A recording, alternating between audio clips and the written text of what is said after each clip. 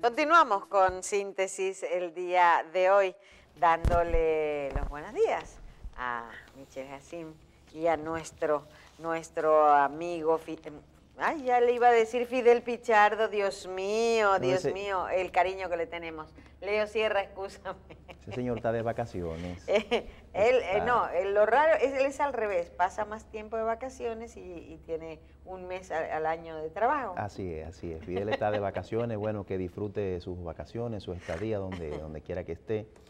Esperemos que le pueda sacar el provecho al máximo. Claro. Y en este día vemos que tenemos temperatura agradable, vemos que ONAME ha anunciado y el COE que tenemos 9 provincias en alerta verde.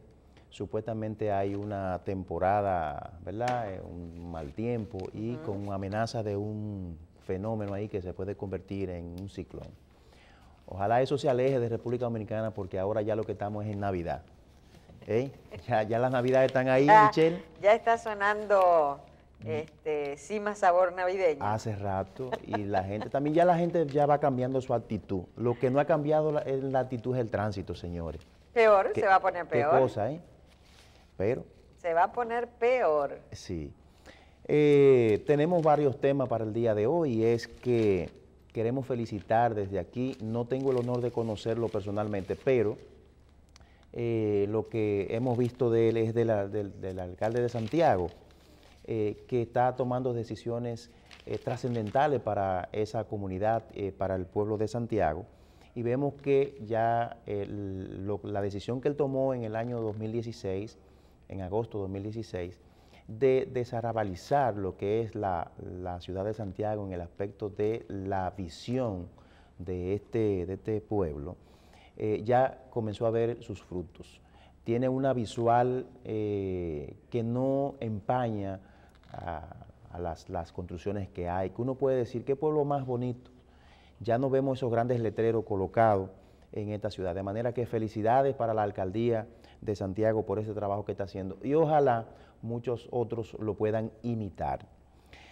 Continúan las impugnaciones en el caso Odebrecht. Recuerden que dijimos que esto va a ser un proceso muy accidentado y es un proceso que debe ser rápido, que debe conocerse de manera rápida, sumaria diríamos. Pero debido a los incidentes, ese proceso va para largo. Ahora el incidente lo están presentando el señor Chu Vázquez y el doctor Conrad Pitaluga, que siguen impugnando la parte del arrastre de la jurisdicción privilegiada. Ellos quieren que lo juzguen en la jurisdicción ordinaria. Y eso es una situación jurídica que está dada ahí y que va a venir al traste que este expediente tenga que volver de nuevo a la Suprema Corte de Justicia y los incidentes serán interminables en este proceso. Esperemos que se concluya este proceso aplicando justicia. Yo estuve viendo algunas situaciones sobre el caso de la onza. En este caso hay que distinguir dos aristas. Uno es el tema del homicidio, asesinato del comunicador y abogado Junior Ramírez, y el otro es el tema de la corrupción que supuestamente se indilga ahí que aconteció durante la administración pasada. Pues a propósito de esto, el caso que se le sigue al empresario Eddie Santana fue remitido de nuevo a la provincia de Santo Domingo y lo están ya desligando del proceso penal que se sigue por el caso del abogado Junior Ramírez y de este señor que lo están acusando entonces, o él dice el juez, que de lo que se le acusa a él es de corrupción en la onza. Yo me pregunto, ¿y sobre la corrupción en la onza qué se ha dicho? ¿Ha rendido ya la Cámara de Cuentas su informe final? ¿Qué está haciendo el procurador, la Procuradora General de la República en cuanto a los temas de corrupción en la onza? Bueno, no lo sabemos. No sabemos tampoco si existe un proceso penal solamente contra la corrupción. Y sería bueno que por lo menos la población tenga las informaciones precisas. Para eso están las autoridades, no tienen que develar lo que son las interioridades o las estrategias de los procesos, pero sí tienen que informar y decir de qué proceso de corrupción estamos hablando. Entonces me gustaría saber de qué proceso se está conociendo en la ONSA y quiénes son los encartados de ese proceso de corrupción.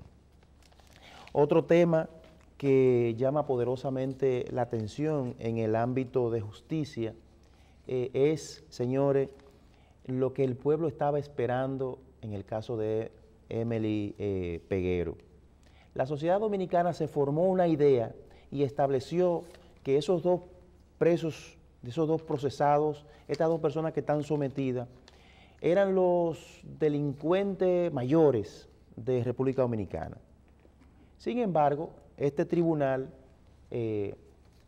acogió un pedimento del Ministerio Público y condenó a Marlon a 30 años.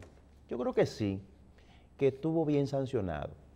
Y no, aunque yo no esté de acuerdo con la sanción a la señora Marlene Martínez, el que yo esté de acuerdo no tiene que ver con lo legal. Y el Ministerio Público presentó una acusación de complicidad de esta señora. Mas, sin embargo, lo que probó ante el tribunal no fue la complicidad, sino una participación de esta señora posterior a ese hecho. La complicidad obviamente tiene que darse o antes o concomitantemente con el hecho. Entonces, si el Ministerio Público, si la barra acusadora no probó la participación de esta señora en los hechos anteriores que dicen que existieron, entonces no podemos pretender que un juez aplique el derecho donde no hay. En muchas ocasiones los jueces han hecho eso y han aplicado el derecho donde no existe, pero eso es injusticia. Y es injusticia para ese caso como para otro. Y lo que hay que condenar es justamente la injusticia. No podemos bajo ninguna circunstancia permitir que un tribunal o un juez, por llevarse de la opinión pública de lo que quiere el pueblo, aplique entonces el derecho de manera retorcida. Nosotros entendemos que ahora vienen los recursos de apelación, el Ministerio Público obviamente va a apelar la sentencia de Marlene Martínez, o el aspecto de Marlene Martínez, y el señor Marlon va a recurrir la sentencia que pesa sobre sus hombros. Todo el mundo, una buena parte de la población, usted lo oye especulando sobre esta sentencia, pero todavía esta sentencia no ha salido. Y no podemos estar diciendo que el tribunal incurrió en tal o cual error cuando usted no dispone de la sentencia. La sentencia me parece que sale ya en esta semana, o en la semana que viene. Hay que esperar la sentencia para entonces hacerle un juicio a esa sentencia. No podemos satanizar este proceso ni a los jueces, porque todavía no tenemos las herramientas. Las personas están partiendo de lo que el tribunal, al momento de emitir el fallo, de leer el dispositivo de la decisión tomada, dijo y explicó, porque es deber y obligación por mandato de la ley que el juez tiene que dar algunas explicaciones. Pero en los procesos penales la población dominicana tiene que acostumbrarse a que no es lo que quiere ni lo que espera, sino lo que debe de ser. En un proceso no es lo que se alega, sino lo que se prueba. Y lo que en ese tribunal, al parecer, se probó fue que esta señora participó posterior a esos hechos, y posterior a esos hechos hay una calificación jurídica. El juez no estaba, los jueces no estaban obligados a coger y poner sobre papel lo que la población quería. Y en segundo lugar, la población debe de entender que los procesos judiciales se discuten en los tribunales y no se discuten en el seno ya de la comunidad. ¿Por qué digo esto? Porque tanto en San Francisco de Macorís como aquí en la ciudad de Santo Domingo, en la Universidad Autónoma de Santo Domingo, se hicieron desórdenes. Y eso no debe de ser, porque eso demuestra el atraso de un pueblo que no cree en su justicia cuando no le da lo que le pide. Ojalá este caso pues culmine con la sanción ejemplarizadora para todos. No la que yo quiero, sino la que manda la ley. Otro tema, Michelle y Marcela, que yo vi en la prensa la semana pasada y que me llamó mucho la atención, es que salió que el presidente de la Cámara de Diputados, el señor Radamés Camacho, aumentó su fortuna en 150% en 8 años. Yo entiendo que si hay un ciudadano que no está de acuerdo con esto o entiende que hay un vicio de corrupción, lo que tiene que hacer es presentar su denuncia e irse a querellar. Pero no estar difamando o diciendo cosas contra una persona pública, pero no porque sea el presidente de la Cámara de Diputados, sino porque este señor dirige un estamento del principal poder del Estado. Y ese es un funcionario de República Dominicana y es un representante del pueblo dominicano. Y nosotros no podemos estar sacando conclusiones aviesas. Yo particularmente soy de lo que pienso que a él le ha ido muy bien, pero si su proceder ha sido legal, yo no tengo más herramientas que felicitarlo. Yo tengo dudas, entonces lo que tengo que acudir a las autoridades. Pero las autoridades también deben de actuar ante el rumor público, deben de actuar ante lo que entiendan no es correcto. Si este señor en 8 años ha aumentado su fortuna y las autoridades quieren saber por qué, si quieren saberlo. Si el pueblo quiere saber por qué, es lo que tiene que investigarlo, porque el pueblo también tiene mecanismos para investigar. Las personas tienen mecanismos para llegar a donde están las declaraciones públicas de estos funcionarios que la cuelgan en la Cámara de Diputados, en la Cámara de Cuentas y también en la Procuraduría General de la República. De manera que usted que está de acuerdo o no con esta situación, lo que usted tiene que hacer, lejos de usted estar criticando y lejos de usted estar inventándose cosas, acuda a las autoridades y ponga su denuncia como debe ser y queréllese, y que si este señor se le comprueba que se ha enriquecido ilícitamente a costa de su función, se ha prevalecido de sus actos, entonces pues que haya consecuencias. Y es lo que nosotros estamos esperando. Finalmente, Michelle y Marcela, yo vi con mucha pena, y esto lo voy a decir responsablemente, con mucha pena una situación, un incidente que se dio en la frontera. Pero aclarar que el incidente que pasó en la frontera con 5 dominicanos, 6 dominicanos profesionales de la medicina, es un caso que se da también con otros ciudadanos. Y que esto ha tomado connotación ahora, porque se trata de estas personas que han tenido manejo de medios de comunicación y lo han denunciado. Pero en la frontera, lo hemos venido diciendo desde hace mucho tiempo, no tenemos una frontera específica, tenemos una frontera en papeles, en la Constitución, pero en el terreno allá, eso es tierra de nadie. Los puntos fronterizos que tenemos están controlados en algunos puntos, pero el ejército, el CEFRON, no pueden cubrir esta frontera entera. Sin embargo, ellos están para proteger a los dominicanos. Y cuando se dio ese incidente, y es lo lamentable, y es lo que yo realmente me dolió ver esa situación, es que ahí había un soldado, habían 2 soldados, 3 soldados de República Dominicana, y permitieron que se diera ese hecho.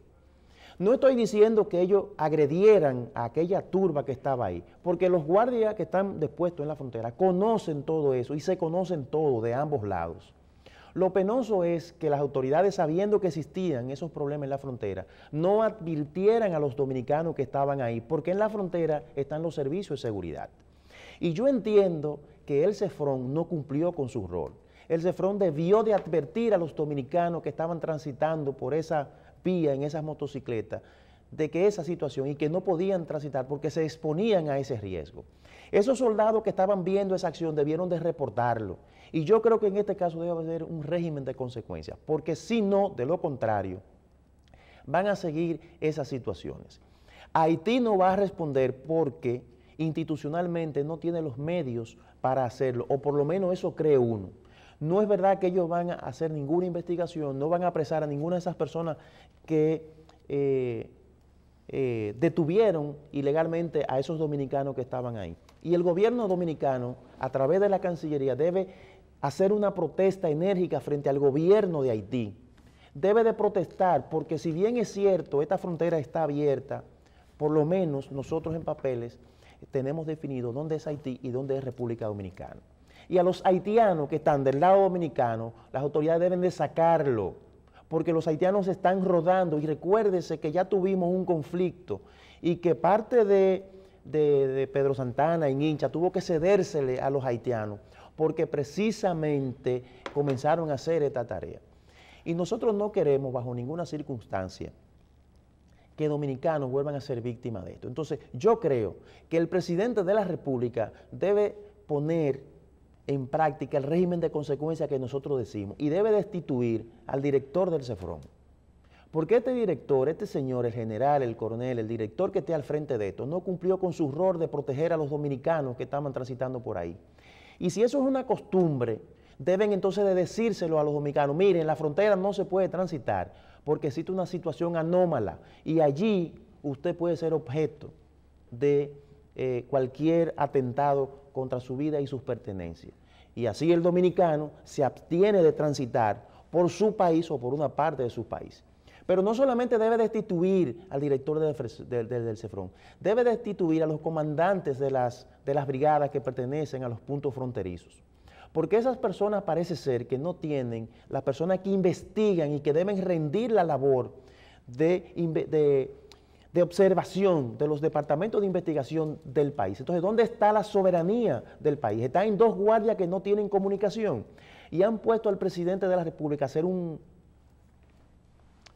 papelazo cuando dijo que mandó 900 guardias a la frontera. ¿Con qué mandaron esos 900 guardias a la frontera? Lo mandaron con dron, que iban a ir transporte y que iban a tener comunicación. Todo ha demostrado que no es así. Entonces yo entiendo, señor presidente, que usted debe poner el régimen de consecuencia aquí y comenzar por la parte no más fina, que son esos 2 guardias que estaban ahí, que sí conocen lo que se da en esa frontera y que todos los días pasan cosas, que no tenían un radio para comunicar, que no tenían un radio para llamar, pero sí los departamentos que estaban llamados a informar de esa situación y no lo hicieron. De manera que nosotros los ciudadanos debemos ser protegidos por nuestras fuerzas públicas, por nuestras autoridades y no por un grupo de delincuentes que estamos a la merced de ese grupo de delincuentes cuando yo quiera ir a visitar mi país a la frontera.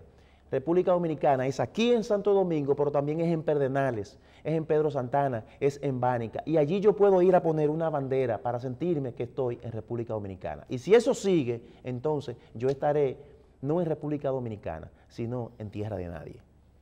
Bueno, ayer decíamos que mucha gente no entendió que hablamos con un grupo de militares y ellos nos explicaban, no, si nosotros no podemos aparecer, pero lo que pasa con el problema de los militares en la frontera y en muchas otras áreas es que aunque tengamos la orden, tengamos las instrucciones, tengamos el protocolo, nosotros no vamos a hacer nada en esos casos.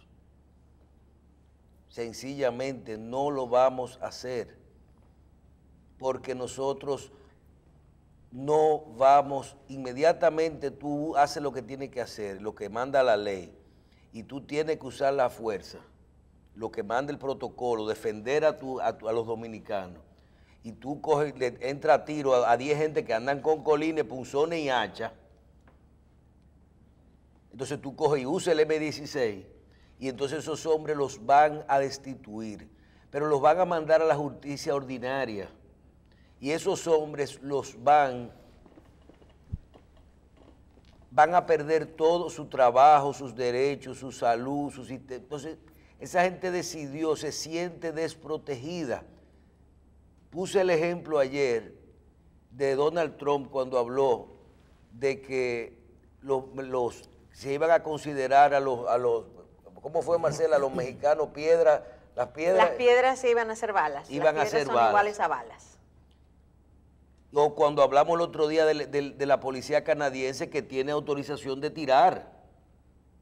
Entonces, no estamos diciendo ni defendiendo a los militares en la frontera, ni los militares corruptos, ni nada de eso.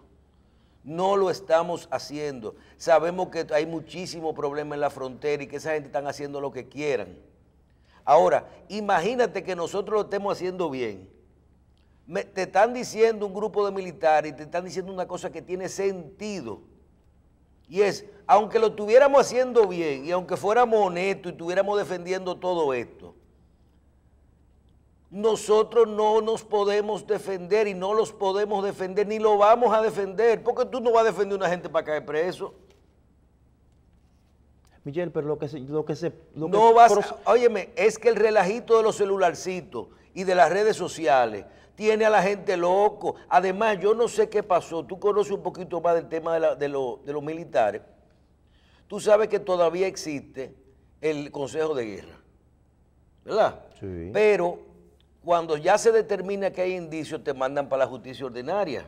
Sí. Te destituyen y te mandan. Antes parece que no. Antes parece que existía el Consejo de Guerra y en los militares estaba el Código de Justicia Militar y en la policía el Código de Justicia Policial. Así es. Entonces, si ellos pasaba algo con un militar, cualquier caso, iban a un consejo de guerra, si era necesario, y si tenían que ser juzgados, los juzgaban los mismos en el consejo militar, en el consejo de guerra los juzgaban bajo el Código de Justicia Militar o el policial. Claro. Luego, cuando se reformó la ley de la policía y la ley de la Fuerza Armada, ustedes vieron que ahora se llaman, en vez de jefe de la Fuerza Armada, se llama ministro de la Fuerza Armada, ahora se llama director de la policía, y esa famosa reorganización y adecuación de los nuevos tiempos de los cuerpos castrenses, hizo que ahora esta gente se sientan desprotegidas. Y yo te voy a decir una cosa, si eso es así, pónganse en el lugar de eso.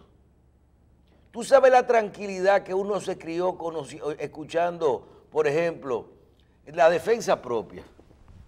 Fulano le dio un tiro a fulano, no, pero fue en defensa propia. Entró un ladrón a tu casa. Fíjate la diferencia que hay con esto, lo que se llama la seguridad de una persona en el momento de un incidente. Entró un ladrón a tu casa, adentro de tu casa, y tú tienes tus hijos durmiendo en tu cuarto, en su cuarto, tu mujer ahí en el tuyo. Mira, hay una gente adentro de la casa. ¿Y a quién se le ocurre averiguar adentro de tu casa para defender tu familia? Porque tú primero sientes que tienes que defender tu familia y segundo tú tienes, bueno, yo me estoy defendiendo adentro de mi casa, de mi propiedad. Pero tú tienes una seguridad. Ahora, imagínate que pase lo que pasó con el abogado que tratamos de defender muchísimo, que al final no sé si lo soltaron, que fueron a atracar y se fue corriendo y le dio el tiro al hombre. El hombre estaba preso todavía. El médico, ¿no? El médico. Sí. Oigan bien, entonces eso es lo que está pasando con los militares. Y yo creo que todo ese gran problema que tenemos en la frontera, en las calles dominicanas, en los barrios dominicanos, que mira, la corrupción, los problemas de parámetros, de valores, todo eso se perdió.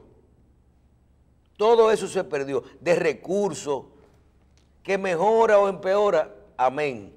Siempre hay que trabajar para poder mejorar. Pero si el militar al final no se siente con la fuerza suficiente de poder usar el arma que tienen. Sí, Michelle, pero no, yo no pido que usen armas. Lo que yo pido es que, por ejemplo, los organismos de inteligencia debieron de advertir a dominicanos que iban, porque lo vieron, Michelle, la frontera es muy larga y cada cierto punto los organismos de fuerza pública de seguridad del Estado tienen colocado a gente. Entonces, es que eso no ocurrió así. Mira, eso está ocurriendo tan normal ahí, ese tipo de problemas, de que esa gente entra y sale. Mira, no tiene ningún tipo de peligro para pasar, es solamente cruzar la calle, eso llegó al punto de que ellos cogieron su motor y llegaron al sitio sin saber que estaba pasando eso ahí. Los militares de ahí estaban negociando un problema. Parece que algún militar o alguien cometió una injusticia en Dajabón con un motor de un haitiano, ¿verdad? Un motor que tal vez era ilegal, lo que tú quieras. Pero la gente de Haití, el grupo que vivía ahí en la frontera, cogió para acá y dijo, hasta que no devuelvan el motor, vamos, pero acuérdate con quién tú estás bregando, los niveles de educación con que tú estás bregando. Esa gente hicieron así, ahí no se sabe lo que es una cosa y lo que es otra. Lo que es Haití, lo que es República Dominicana. Vamos a coger unos motores. Fíjate que lo que hacen es que prenden una rama y ¿cómo se llama? Y ponen una barricada y ponen una cosa de mata. Sí. Parece que ellos se paran a ver lo que está pasando, como cuando están quemando una goma. Sí. Y un grupo de gente, me acuerdo que no son gente armada, ni uniformada, ni nada, está viendo ahí arriba, otro grupo está parado allí, y el grupito que está enchinchando, que son 15 o 20, aunque habían 100, son gente que lo que están es viendo. 15 o 20 o 30, ese grupo va ahí, esos son los revulseros. Y ese grupo lo que hacen es, cojan los motores, otros le quitan, mira, esa gente no lo llevaron lo pusieron, lo dejaron ahí caminando con un grupo de gente. Esa gente en ningún momento los amenazaron. esa gente... No, pues no había que amenazarlo. Sí, pero espérate. No había que amenazarlo. Óyeme, claro, espérate. No. Le quitaron los motores. Esa gente tenían arma blanca. Le quitaron algunos celulares. Aparece que hubo uno que no le quitaron el teléfono satelital, que estaban ahí. Y luego le devolvieron los motores. ¿Qué se argumenta? Que los militares dominicanos, primero, no podían hacer nada porque se estaba en un proceso. Lo que se estaba haciendo era tratando de llegar a lo que se llegó al final. Claro. ¿Entendiste? Sí. A lo que se llegó al final, que era un proceso, parece que devolvieron el motor y soltaron los dominicanos, que esos pobres duraron presos, secuestrados hasta las 6 de la tarde. Los que estaban desde por la mañana, los dominicanos de a pie. Eso no le dijeron gringuito, vamos a soltarlo. Ahora, ese militar que está ahí, y es donde yo comencé diciendo, todo el mundo tiene razón. Pero ese militar que estaba ahí con el M16, no podía usar el M16 para decirle, devuélvame la llave. Y si el otro jalaba por el punzón, No, eso iba a ser una no podía tragedia. hacerlo, porque ese señor dijo, yo no voy a dejar que me metan preso y perder mi empleo y entonces que me vayan a juzgar. Ese es el problema que hay. Como hubiera pasado también, el problema internacional, si el grupo del doctor Pedro Ureña hubieran andado armados hasta la tambora, como tú sabes que se anda en esos deportes extremos y en esos motores, tú el que anda en esos jeepes, en esas cosas, esa gente andan armados. Claro. Oye, armado y hasta la tambora, y viene uno y dice, pero a mí me están, ¿para qué yo tengo una pistola o una escopeta o con permiso y yo pago 10,000 turulú todos los años, 8,000 turulú todos los años? Y tú lees la licencia y dice, defensa, porte y tenencia. ¿Para qué es el uso? Defensa personal, no dice para... ¿verdad? Un arma de fuego es para bien, eso. entonces, cuando a ti te están parando y te están quitando tu motor, Tu billetera, tu tu cartera, celular, tu celular, ¿qué te están haciendo? te están robando. Bien, ¿tú te imaginas que ese grupo de hombres, cada uno hubiera jalado por una pistola de esa automática, con un peine de esos largotes que andan toditos, Una tragedia. y hubieran hecho así a esa gente y se hubieran barrido? Sí. Responsabilidad, las autoridades. Responsabilidad ninguna. Las autoridades. Ninguna. El que tiene, ¿tú vas a dejar que el que llegue con el cuchillo arriba de ti te mate? ¿Cuáles son los niveles del parámetro que te dice a ti hasta dónde tú vas a dejar que el tipo en una masa de gente como esa se acerque a ti para tú usar el arma? Tú tiras 2 tiros para arriba, tú tiras 3 tiros para arriba, y ya cuando te van a coger, ¿qué tú haces? Tú tiras, y entonces iba a aparecer uno que estaba armado, ahí iba a tirar el tiro el de la M16 y se iba a armar, y hoy tuviéramos nosotros los gringos aterrizando, llegando a la frontera, en un buque por abajo y uno por arriba. ¿Tú entendiste? Porque íbamos a tener un problema internacional. Si a nosotros no cambiamos de nuevo, yo no sé si eso se llama legislación, no sé si se llama los estatutos, ¿verdad?, que rigen los cuerpos castrenses para darle protección a los militares y a los policías en ese tipo de casos, de que sean juzgados por un parámetro especial, por algo especial. Que eso se presta a abuso, pero nos quejamos si boga y nos quejamos si no boga. Palo si boga y pago si no boga. Sí, no boga, sí. Si va el militar y abre la puerta y lo va a que los niños, bueno, ese militar tiene que ser culpable y tiene que ser, ese es un problema que tiene. Si ese carajo metió un avión en el aeropuerto lleno de cocaína y se involucró, bueno, lo lamento.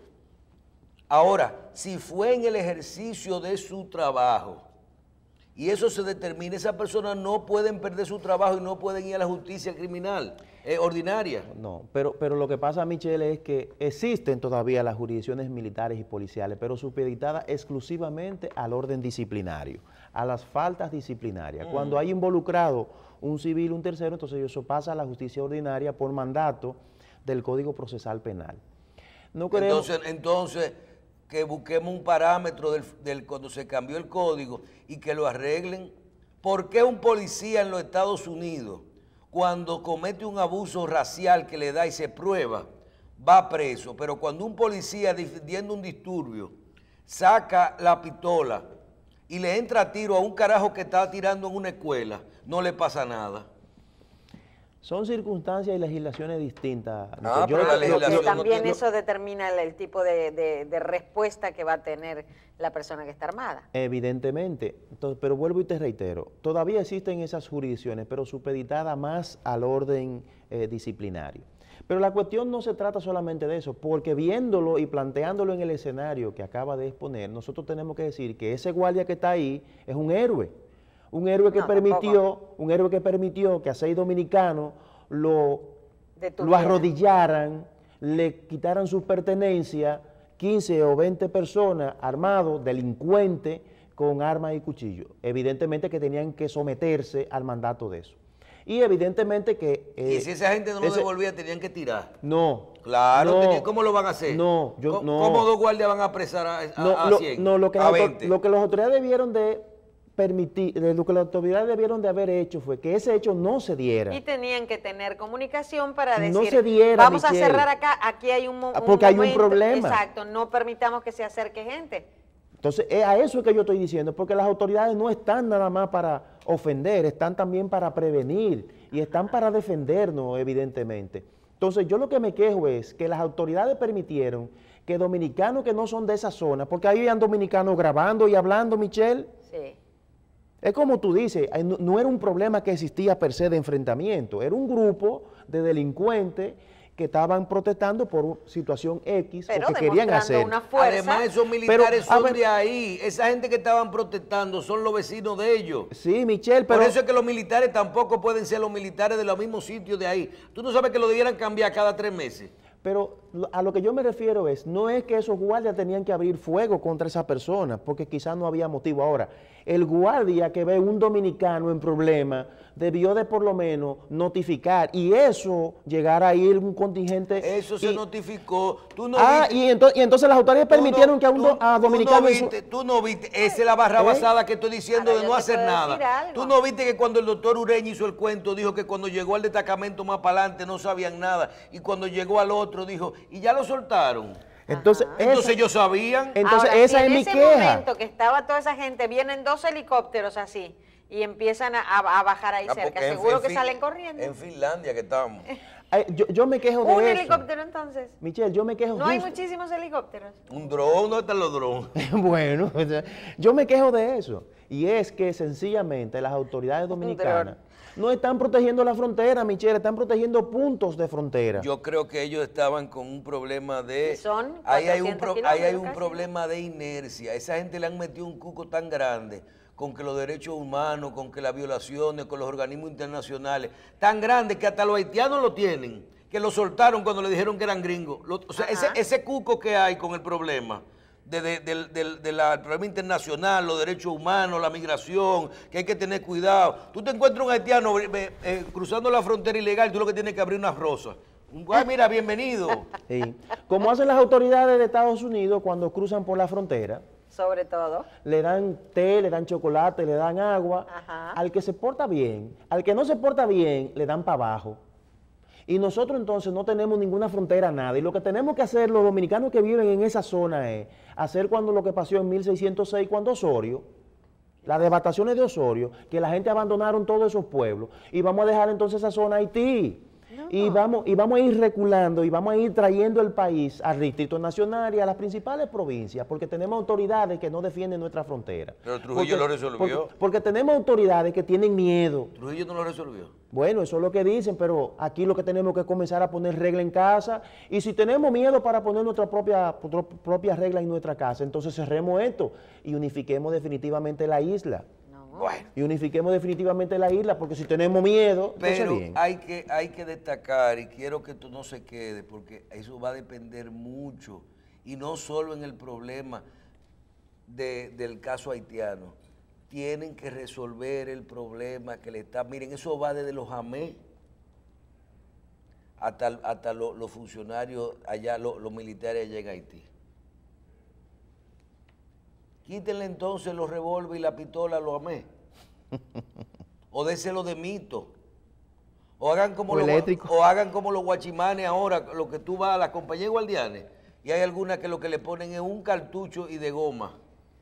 Porque la escopeta es un símbolo de cosas, pero no le pueden poner, porque si ese guachimán le da un tiro o ese AME le da un tiro a un chofer, entonces le da un problema a la institución. Y a él es la persona, porque a él es que lo someten, no a la institución. Bueno, pero doctor, si ese chofer de carro público le mentó la madre, el que le devuelva la madre.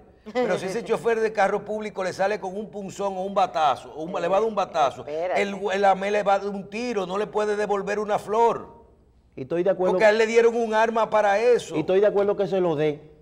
Ah, pero entonces lo botan, le quitan, se hacen así, mira, y le quitan los rangos, y después entonces lo mandan a la justicia. Y después dicen que el poder se lo usó mal, porque el otro lo que tenía era un bate y un cuchillo, y él tenía que devolvérselo con los... Un momentico, ¿cómo?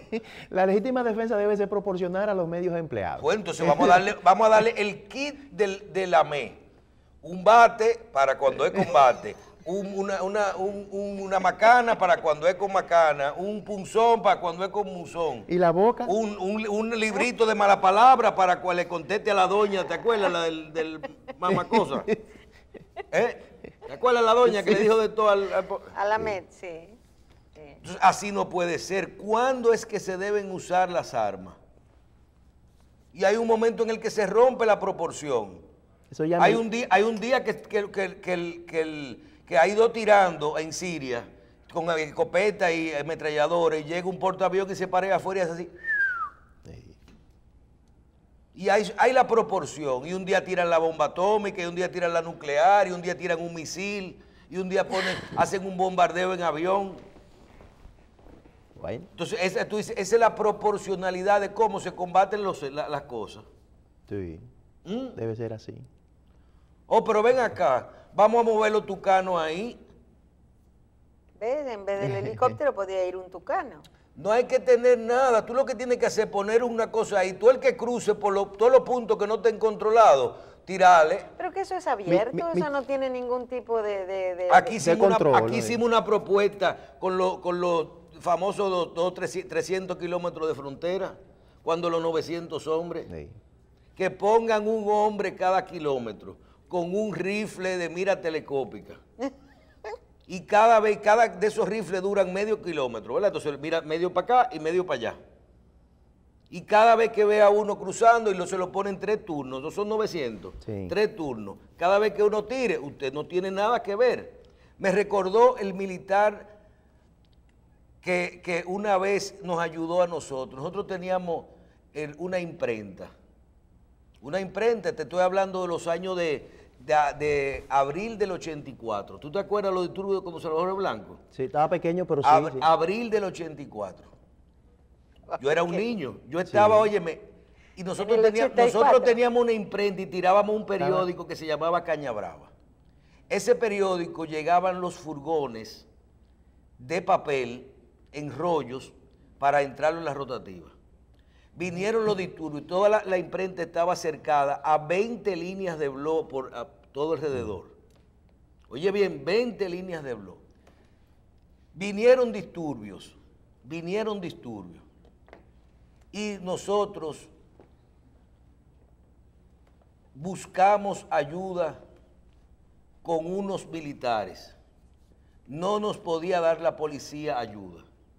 Las Fuerzas Armadas cogieron todos los canales de televisión de la República Dominicana, los bancos, los supermercados y los periódicos, y le pusieron una vigilancia durante unos días. Recuerdo una noche, pero era un hombre, y esa imprenta estaba en el sector de Los Praditos. Oye bien. Buen sector. Ese señor que amanecía allá, ¿qué provocó? Que como era uno, mi familia decidió irse a pasar los disturbios en la imprenta, para no tener que salir y entrar, cuidar lo que había y además poder tirar el periódico sin tener que, uno no podía entrar y salir. En la noche comenzaron a quemar goma y luego comenzaron a coger antorchas prendidas para quemar los rollos de papel que estaban afuera, y él, como era tan alto, no podían. En un momento dado, se brincó uno, cayó adentro del patio y trató de pegarle fuego y se le apagó la antorcha. Cuando el segundo va a subir otra vez, que lo está viendo, el militar que está allá arriba, yo estoy pequeño en el techo con él esperando ahí, viendo lo que están quemando goma, y me tiré el show. El militar coge el M16 que tenía, soba el M16 y tira cerca de las personas, no a darle.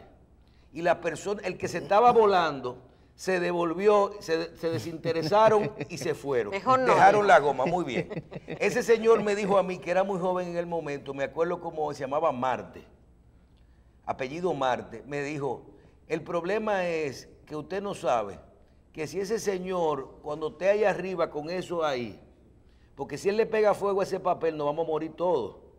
Claro. Porque no podemos salir. Si yo le doy ahí arriba y él cae para la acera, no cae para adentro, tenemos que abrir la puerta y entrarlo, porque si no yo voy preso. Porque le tiré estando afuera. Oye bien, un tipo que te va a pegarle fuego adentro, cuando esté cruzando, hay que salir, digo yo, la suerte que no pasó nada. No te pongas estar dando técnica, Michelle, porque... No, pero eso te lo está diciendo un militar en el año 84. ¿Tú estás entendiendo? Sí. En el año 84, ya te decía a ti, si eso cae afuera, ¿por qué? Porque tú tienes, ¿cómo tú pruebas que era invasión que cayó del otro lado? No, tú le tiraste afuera y eso es lo que va a decir todo el mundo.